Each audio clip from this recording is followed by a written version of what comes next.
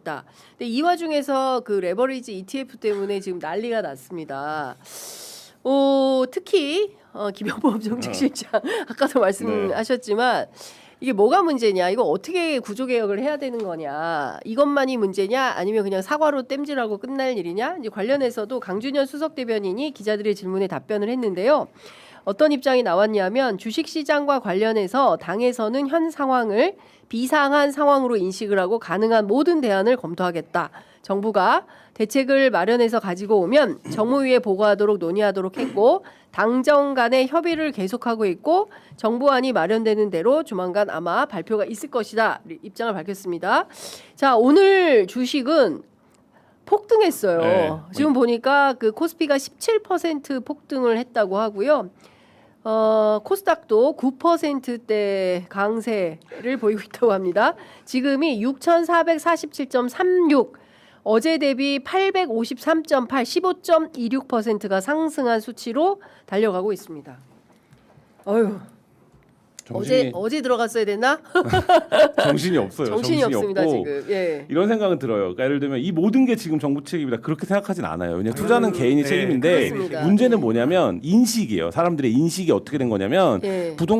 주가가 막 올라가는 게 이재명 정부를 부양한다고 생각을 하는 인식이 있었던 주가 거예요. 부양이? 예, 주가 부양이 지지율을 부양하는 측면이 있다. 예. 충분히 있죠. 예, 그리고 네. 부동산도 막 문제가 있는 것 같고 지금 뭔가 이거 아닌데 그래도 주식 오르니까 됐다. 이 심리 속에서 몇 개월이 온 거예요. 그쵸. 근데 이게 확 가니까 뭐야? 이러면 정부가 책임져야 되는 거 아니야? 이렇게 이제 정부를 바로 쳐다보는 네. 이 인식이 있는 거고 이 과정에서 이제 말하자면 어떤 김용범 실장이 일부 이제 말하자면 투자자들의 심기를 거스리는 말들 이런 것들이 뭐야? 갑자기 이거 뭐 이러네 이런 거잖아요. 근데 생각해 보시면 네. 불과 몇 개월 전까지만 해도 레버러지 ETF가 뭔지를 사람들이 아무도 몰랐어요. 네. 몰랐어요. 네. 근데 이거를 왜 들어갔냐? 왜 들어갔을 것 같으세요? 그 들어간 이유는 환율이 너무 아니에요. 올라가지고 2배 준다니까 간 거예요.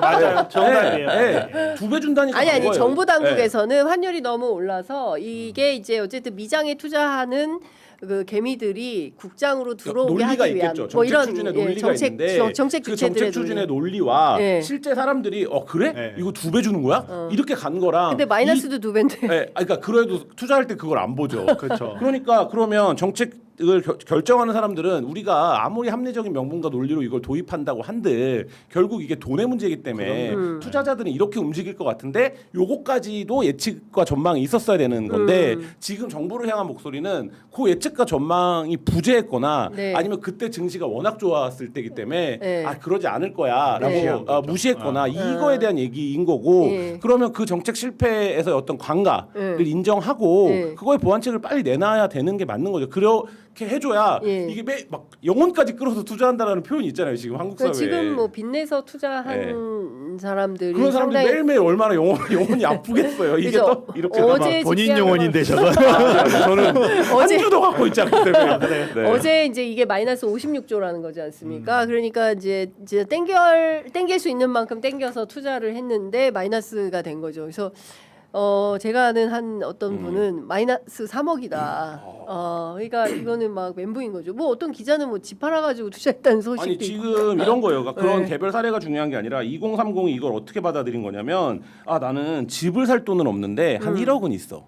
내 월급 열심히 네. 일해갖고. 근데 이거 해갖고 주식이 좋으니까 뭐 만피 간다 그러고 2배 준다고 하니까 어차피 우리나라 주식 3전 릭스밖에 없는 거 아니야? 네. 그러면 여기다 넣어갖고 내가 한 2억 3억 만들어갖고 집 사야겠다. 이렇게 생각한 층이 두터워요. 2030 사이에서. 네. 근데 이거는 그러면 굉장히 큰 사회적 불안 요소가 되는 거예요. 네. 그러니까 이 부분에 대한 정부가 그렇다고 이거를 돈을 뭐 보존해 주거나 손실을 만회해 줄 수 있는 방법은 없죠.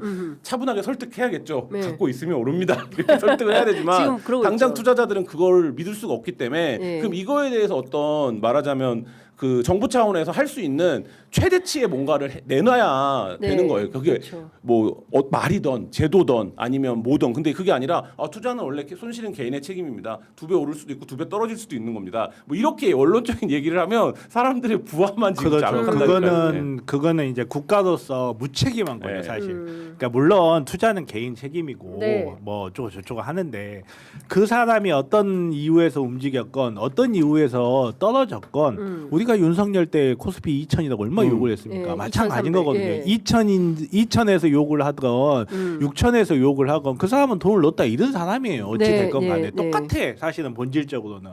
그러니까 그런 이제 차이들이 있는 거고 여기서 이제 국가가 신뢰할 만한 게 뭐 해결책을 내놓으면 그럼 그때 이제 만 넘어가는 네. 거예요. 그럼 네. 진짜 만 넘어가는 거예요. 음흠. 그리고 이제 사실 주가라는 게 오르락 내리락 해야 사실은 네. 큰 돈 벌 수 네. 있어요. 네.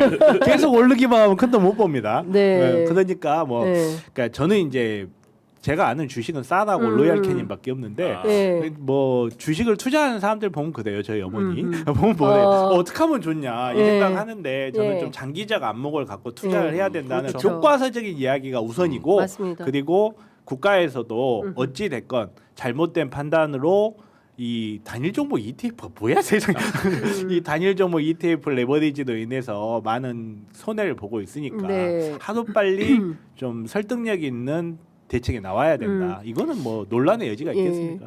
홍콩에 3배짜리 레버리지가 생긴다니까 그쪽으로 외환이 쏠릴까봐 급하게 우리도 도입한 거 아닙니까? 그래서 주식이 도박장이 돼버렸네요. 이렇게 선희님께서 의견 주셨고요. 김봄날님께서는 보안책도 제대로 내놓지 못하는 무능한 정부라는 인식을 이미 주었다. 유유 이렇게 의견도 주시고 계십니다. 금감원장이 왜 막았어야 했다 이런 말을 했겠습니까? 이런 의견 주시고 계십니다.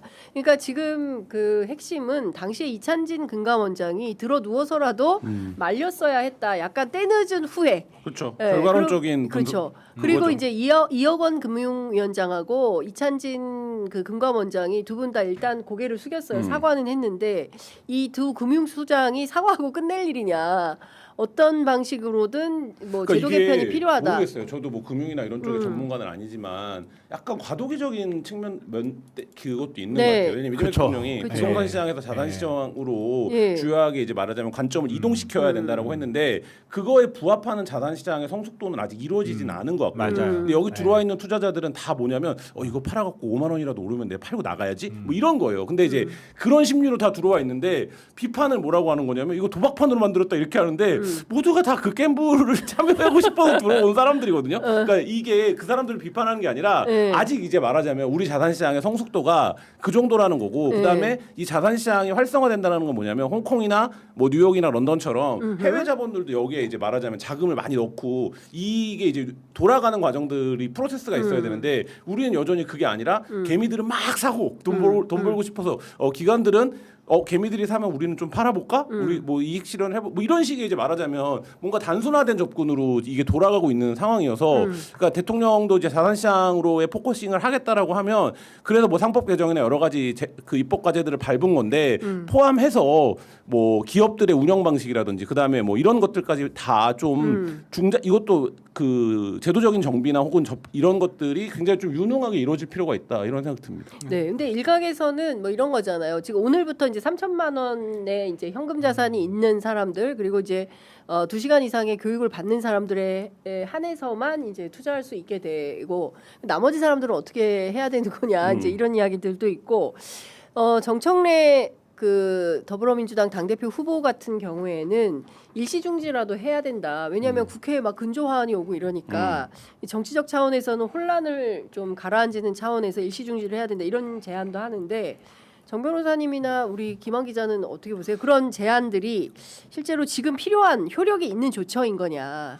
아니면 그러니까 이게- 이광수 씨가 울고 얘기한 것처럼 이미 그런 얘기를 해도 투자자들은 계속 투자를 하고 있다. 그러니까요. 저도 예, 상황을. 그러니까 예를 들면 예. 오늘 하루를 수습하는 단기책으로는 상황이 끝나지 않을 것 같고 이게 지금 네. 굉장히 허무한 논의가 뭔지 아세요? 네. 만약에 장윤선의 취재 편의점이 한 달 후에 돌아왔는데 주가가 만가 있을 수도 있는 거예요. 그러니까 이거 자체를 네. 지금 예측 가능성 굉장히 떨어지는 장이고 맞아요. 예. 이게 국내만 그런 게 아니라 미국도 그렇더라고요. 그렇죠. 예. 예. 뭐 이런 상황이요. 일본도 그렇고. 일본도 그렇고. 뭐냐면 어떤 다 사람들 마찬가지죠. 지금 이 시장이 개미떨이라는 사람들도 있어요. 네? 예, 개미떨이.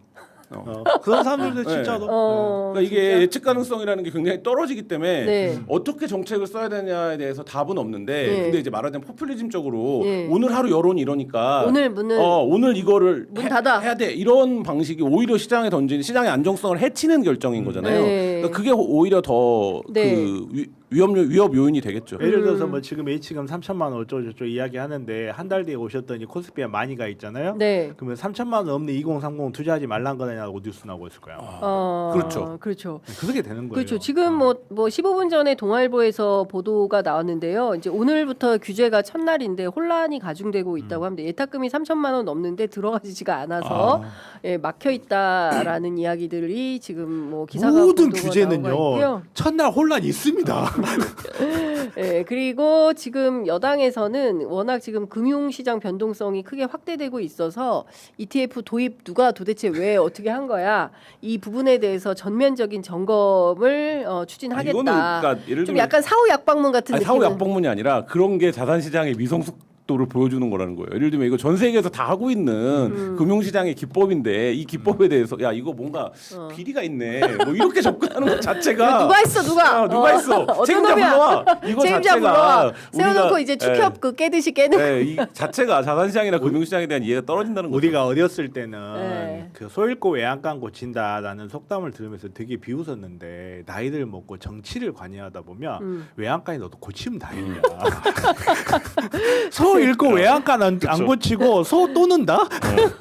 네, 그런 그러니까 것처럼 지금 웃으면서 네. 이야기를 하고 있지만 주식이 사실은 없으니까. 그렇죠. 뭐 피가 마르는 분들은 있으실 있죠. 거예요. 네. 그런데 지금 첫 번째 제가 취재 편의점 그 처음에 이제 주식이 엄청나게 부양할 때도 말씀드렸지만 저희 애청자분들께서는 절대 빚내서 투자하지는 말자. 네. 네, 절대 빚내서 투자하는 것은 그거는 안 절대 된다. 안 됩니다. 예, 진짜. 제가 시종일관 말씀드립니다. 둘째, 지금 흔들린다고 해서 나가지 말자. 그렇죠. 버티자. 예, 네. 그리고 언젠가는 그 최태원 회장이 이야기한 것처럼 그냥 문 닫고 잊어버리고 계시라. 그럼 나중에 올라 있을 모른다. 거다. 뭐 이런 이야기 했잖아요. 좀 재벌 총수 어떻게 믿어? 뭐 이렇게 이야기할 수도 있지만 본인 주식 어제 보니까 48억 투자를 했더라고요. 네, 그런 것처럼 좀 기다려 보자. 워낙 변동이 크기 때문에 지금 나가면 오히려 더 큰 손해일 수도 있다라는 말씀 좀 드리겠습니다.